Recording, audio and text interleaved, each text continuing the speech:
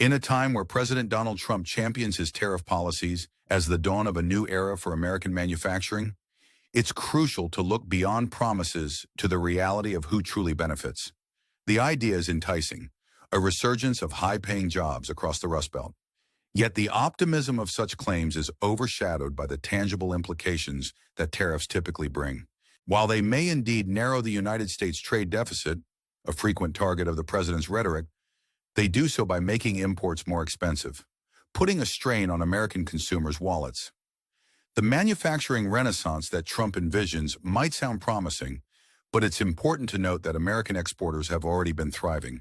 Since 1994, exports have nearly tripled after adjusting for inflation, with American goods exported exceeding $2 trillion last year.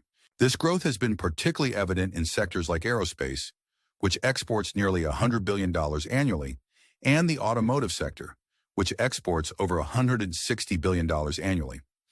These sectors, along with American soybean farmers who supply feed globally, face the risk of job losses due to the tariffs. Recent comments from the U.S. Trade Representative suggest that new trade deal announcements are just weeks away.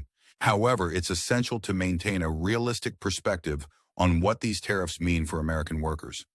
While a tariff on steel might save jobs at a specific mill, it raises costs for every American manufacturer using domestic steel. This hike in costs inevitably gets passed along, leading to potential wage cuts or job losses to maintain business viability.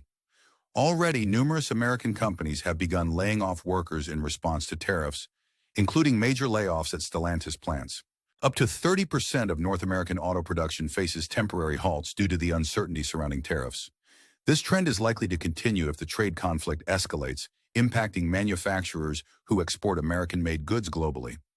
As input costs rise, American manufacturers may lose their competitive edge, leading to shrinking market shares, reduced profits, and disappearing jobs.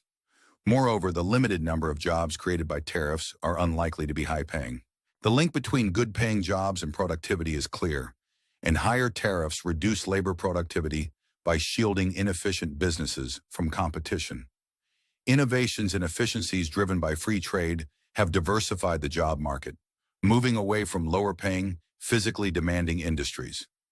Productivity has doubled over the past 40 years, not just benefiting investors and managers, but also contributing to a more diverse range of affordable goods for workers. The so-called trade deficit has played a crucial role in this economic transformation. The surplus dollars generated overseas by importing more than exporting often return as foreign direct investment in U.S. businesses. This investment has exploded by over 500% compared to 30 years ago, reaching over $330 billion last year. Eliminating the trade deficit could dry up these new job opportunities, harming workers employed in these sectors. Tariffs distort the economy, shifting jobs and resources to industries where the U.S. lacks a comparative advantage.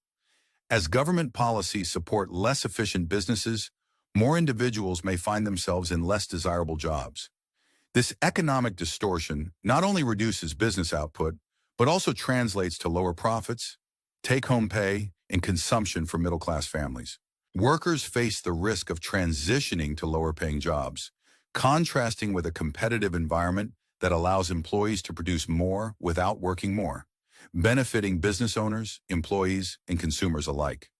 Higher prices on imported goods won't inherently make American manufacturers more efficient or innovative. Rather, shielding businesses from competition can lead to complacency, with less incentive to improve, cut costs, and deliver better products at lower prices. As productivity declines, so does the standard of living for workers. The path to a flourishing manufacturing sector lies in lower regulations, lower taxes, and greater freedom to trade. The Tax Cuts and Jobs Act, TCJA, contributed to America's competitiveness, leading to jobs returning to the U.S. Embracing even part of this recipe has ushered in a golden age over the past 40 years, with millions transitioning from lower-paying factory jobs to higher-paying, advanced service positions. The U.S. now exports more services than it imports, resulting in typical American family incomes being $26,000 higher than a generation ago. A record percentage of young adults are participating in this stronger economy. Tariffs, however, act as a roadblock to prosperity. History reminds us of the Smoot-Hawley Tariff of 1930, intended to protect American industry, but ultimately prolonging the Great Depression by stifling global trade. The repercussions, layoffs, price hikes, financial turmoil, and plummeting approval ratings might eventually urge Trump to reconsider. If not, the anticipated manufacturing jobs will come at the expense of jobs elsewhere, falling far short of promises. The golden age could turn out to be nothing but fool's gold, with scarcity born out of political decisions in an age of abundance. Before we close, we'd love to hear your thoughts on this topic. Do you think tariffs will benefit American workers in the long run, or are they more of a hindrance to economic growth? Share your insights in the comments below. If you enjoyed this discussion, consider subscribing to our channel for more content, and don't forget to like the video if you found it informative.